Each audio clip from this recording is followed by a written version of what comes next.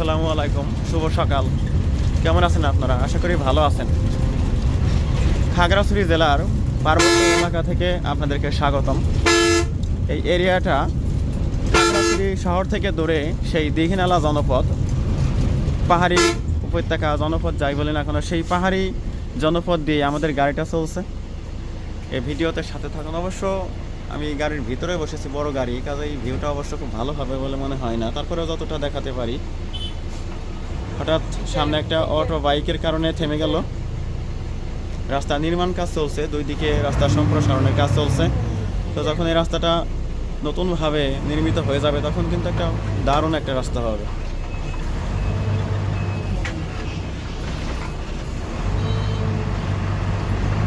খাগড়াছড়ি উপজাতীয় ভাষায় ছড়ি অর্থ হলো লাঠি, খাগড়ার লাঠি, এটাই হলো খাগড়াছড়ির শাব্দিক অর্থ।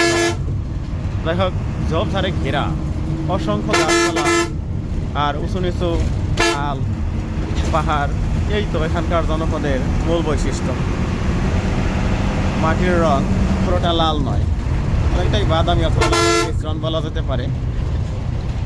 আর অসংখ্য গাছের সারি দেখতে পাবেন। ওই যে সামনে একটা গাছের সরস একটা বাগান, সেগুন কাঠ, হ্যাঁ, খুব দামি একটা কাঠ, সেগুন। সেই সেগুনের বাগান দেখতে পাবেন এখানে। আর আঁকা বাঁকা সড়কে সর্পিল গতিময়তা আপনাকে বিমুগ্ধ করবে। আর যদি রাস্তা থেকে উপরের দিকে তাকান তাহলে তো একেবারে আনন্দে আটখানা হয়ে যাবেন, কি সুন্দর। আর এখানে ঘুরতে আসলে অবশ্যই সাথে পানি, কিছু হালকা খাবার নিয়ে আসলে অবশ্যই সুবিধা হবে। তার কারণ যখন যা চাইবে তা কিন্তু পাবেন না। খাবার হোটেল বা দোকান অনেক দূরে দূরে, বেশ দূরে দূরে পাহাড়ি বাজার, সেখানে অনেক ধরনের পণ্য সামগ্রী পাওয়া যায়। তাহলেও আপনার সংরক্ষণে কিছু থাকলে সেটাই হবে আপনার জন্য শ্রেয়। এখানে প্রচুর কলা উৎপন্ন হয়, কলা এবং কমলার জন্য এই শাহজাক এলাকা বিখ্যাত। এটা দেখতে পাচ্ছেন প্রচুর কলা গাছ। আর চোখে পড়বে পাহাড়ি জনগোষ্ঠী এই কলার কাঁদি সকালে বিক্রির জন্য হাটে নিয়ে যাচ্ছে। এই দৃশ্যটা একটা কমন দৃশ্য।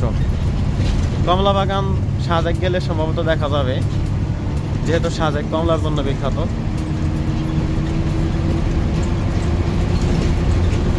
এই কলাটা আর মানে চট্টগ্রামের যে একটা কলা আছে, বাংলা কলা বলে, ওইটা আর এই কলা কি একই কলা?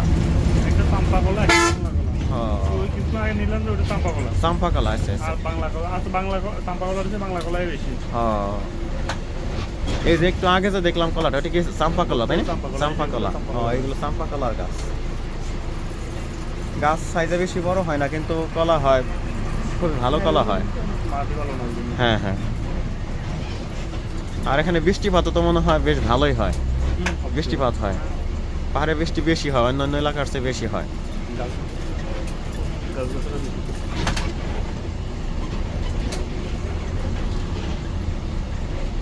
অবশ্য বন্যপ্রাণীর দেখা মেলে না। বন্যপ্রাণী একদম মানে কিছু আছে মনে হয়, সজারু টজারু নাই মনে হয়, সজারু, তারপরে শিয়াল নাই, গহীন অরণ্যে।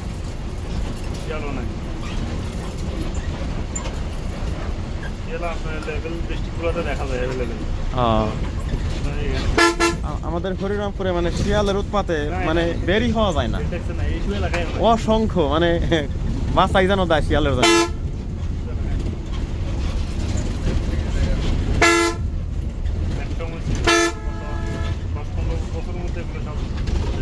হ্যাঁ, এই পাশে কেটে খাল, এই খালে কি পানি আছে?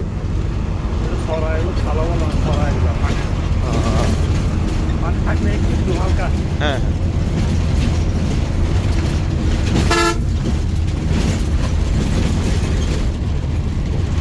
দর্শক দেখতেই থাকুন।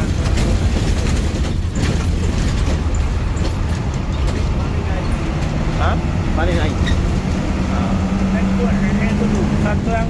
হ্যাঁ, ওটাও তো বিভিন্ন ঝর্ণার পানি করে আসে। আমরা একটা সেতু অতিক্রম করলাম, পাহাড়ি সেতু, নিচে খাল। আমার গাড়িটা উপরের দিকে উঠবে এখন। অবশ্যই এই রাস্তাটা অনেকটাই সমতল। আমরা ফেনী হতে চট্টগ্রাম প্রবেশ করে যেই রাস্তা ধরে কি বলে ওটাকে, ওটা হলো ভুলে গেলাম, নামাজ পড়লাম ওই জায়গাটা কোনো কি খুবই কমন একটা নাম, গুইমারা।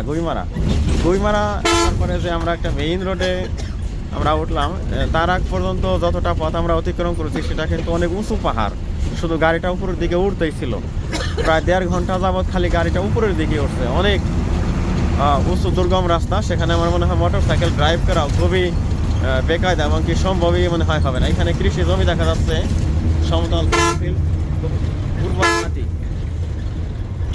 পাহাড়ি মাটি যে উর্বর তা দেখলে অবশ্য বোঝা যায়। এখানে আখেরও চাষ হয় সম্ভবত।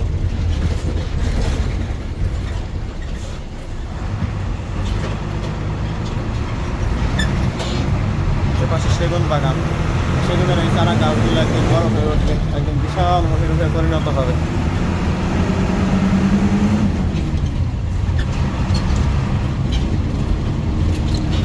এরকমই সরপিল পথ ধরে রাতের অন্ধকারে গাড়ি চালিয়েছি কতবার, আর সেই দুর্গম যাত্রায় উপজাতীয়দের সাথে কথা হয়েছে, তাদের ব্যবহার আমাকে মুগ্ধ করেছে। আর যিনি সেই সব দুর্গম অভিযানে আমার সঙ্গী হিসেবে ছিলেন, তার একজন মহান কবি এই যে বসে আছে। মনে পড়ে সেই দিনের কথা, যেদিন আমরা চট্টগ্রামের সাতকানিয়া এসে পৌঁছালাম। সেই সাতকানিয়া আসার যে লং জার্নি, সেই জার্নিটা কিন্তু রাতের ভাগে পড়ে গিয়েছিল। ভয়ে গা ছমছম করে, এই বুঝি সাপ এলো রে, এই বুঝি কোনো হিংস্র জন্তু এসে হামলা করলো রে। ঠিক আমরা সেই খাগড়াছড়ি, রাঙ্গামাটি খাগড়াছড়ি এলাকা থেকে গহীন অরণ্য অতিক্রম করে আমরা চট্টগ্রামের সাতকানিয়া এসে উঠেছিলাম। সেদিনকার সেই জার্নিটা অবশ্যই অনেক ভয়ের ছিল। আর আজকে দিনের বেলা নির্ভয়ে আমরা এই যে সুপারি বাগের পাশ দিয়ে যাচ্ছি, অনেক প্রশান্তির বিষয়। এটা মনটাকে রাঙিয়ে দিচ্ছে এই সুপারি গাছগুলো। আমার মনে পড়ছে সেই পিরোজপুর জেলার কথা। পিরোজপুরে অসংখ্য এরকম সুপারি গাছে ভরপুর। ঝালকাঠির গাবখান সেতু এলাকা গেলে দেখতে পাবেন কি পরিমাণ সুপারি গাছ সেখানে মানুষ রোপণ করেছে।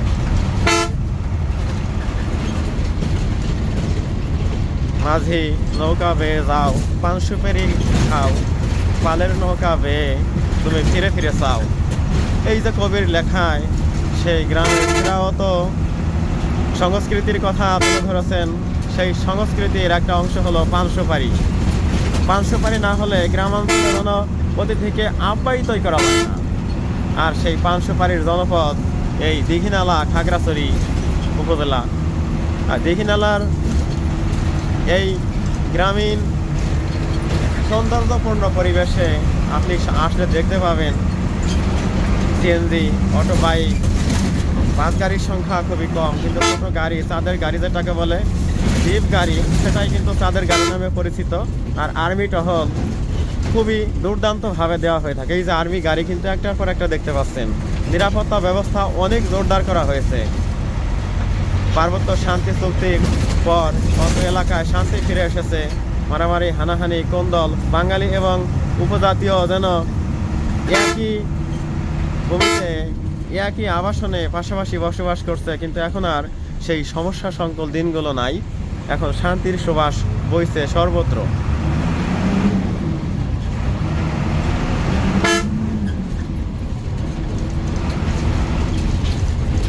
দেখতে পাবেন পথে চলতে ফিরতে বাসা বাড়ি, সুন্দর বাঁধানো গেট, হয়তোবা ফুলগুলো বাসার সামনে দাঁড়িয়ে আছে, আপনাকে হাত নেড়ে ইশারা করবে, স্বাগতম জানাবে। এই তো উপজাতীয় জনগোষ্ঠী বাঙালিদের সেই খাগড়াছড়ি জেলা। বাংলাদেশের 3টি প্রধান পার্বত্য জেলা খাগড়াছড়ি, রাঙ্গামাটি এবং বান্দরবন। এই 3টির সৌন্দর্য বিবেচনায় খাগড়াছড়ির স্থান কিন্তু কোনো অংশে কম নয়। আর তা আসলে অবশ্যই নিজ চোখেই আপনি দেখতে পাবেন। তা এই ভিডিওটুকু আমি আর লম্বা করব না। আপনারা ভালো থাকুন, লাইক